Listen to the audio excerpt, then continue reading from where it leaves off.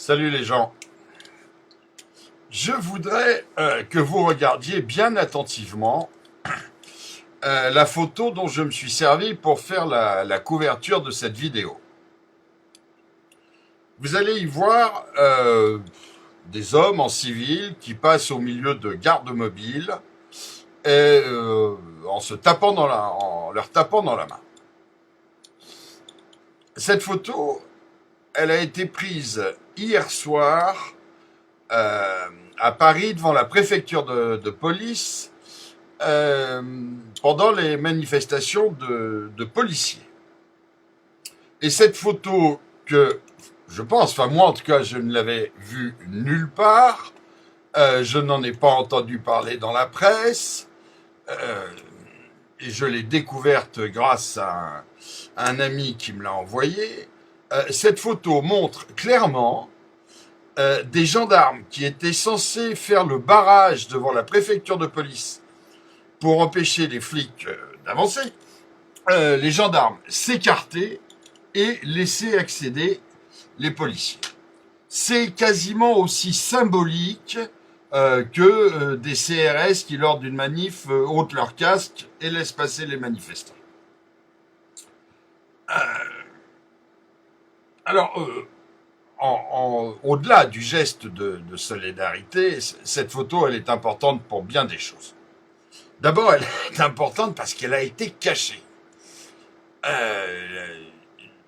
La presse ne nous a pas tellement montré cette photo. La presse qui aime tellement les grands symboles, vous savez, les petits enfants noyés sur les plages, ou, ou bien d'autres photos chocs, les fleurs dans les fusils, les petites filles courant devant les bombes au Vietnam, etc. Photos très importantes et fortes, et d'ailleurs qui ont joué leur rôle à leur époque. Mais là, cette photo qui a quand même une certaine force, bizarrement, ça n'a pas intéressé la presse. Ou alors, peut-être que la presse aurait eu certains ordres gouvernementaux de ne pas s'y intéresser. Si mon téléphone pouvait arrêter de sonner toutes les 5 secondes, excusez-moi, voilà, j'arrange le petit problème. Vous savez ce que je fais à mes vidéos, c'est pas la Warner Bros, hein, c'est un peu fait avec mes gros doigts à l'arrache. Voilà, je vous prie de m'excuser, ça ne sonnera plus. Voilà, je reprends. Donc cette photo, c'est un symbole fort, et c'est un symbole fort justement parce qu'on a voulu le cacher. Première chose. Deuxième chose, si les gendarmes se sont conduits comme ça montre à quel point eux aussi sont exaspérés. Parce qu'on sait bien que bon, même s'ils dépendent maintenant du même ministère, il y a toujours eu une espèce de concours de bites, on peut dire, entre gendarmes et flics. Et quand ils peuvent se tirer dans les pattes, d'après ce que je sais, tant par des amis gendarmes que par des amis flics, ils le font. Et cette photo,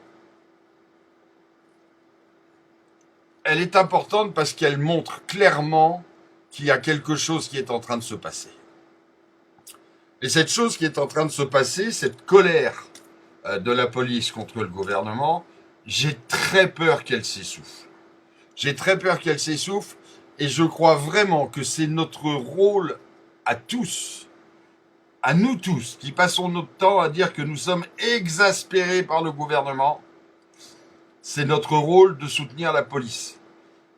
Et là, je vais peut-être faire de la peine à mes amis flics, mais même pas à la limite de la soutenir par amour et dévotion pour la police, simplement parce que stratégiquement, c'est le moment de le faire.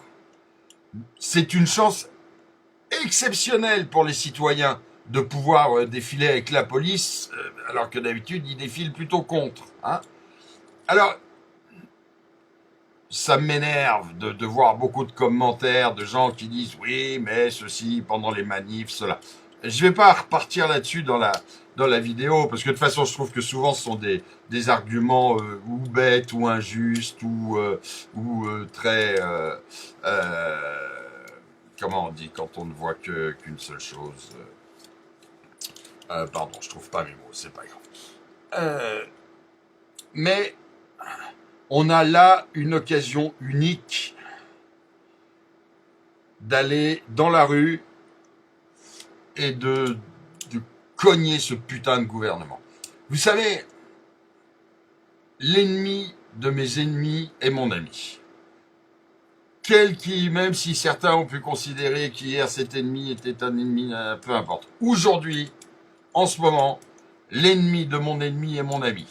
L'ennemi du gouvernement est mon ami.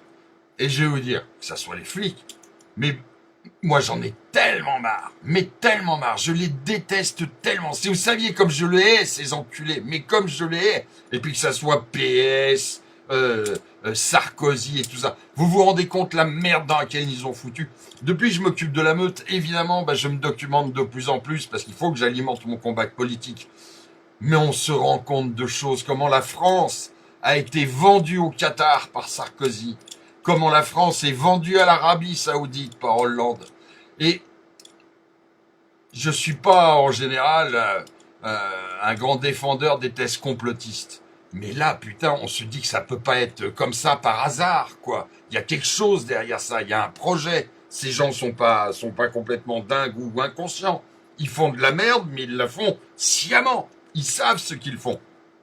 C'est de la haute trahison. On est en train de vendre notre pays à des gens qui sont en train, en échange de l'argent qu'ils insufflent dans notre économie, qui sont en train de nous livrer une guerre culturelle, religieuse, qui s'installent chez nous, qui forment des imams, qui construisent des mosquées, qui payent les amendes des voilés, etc.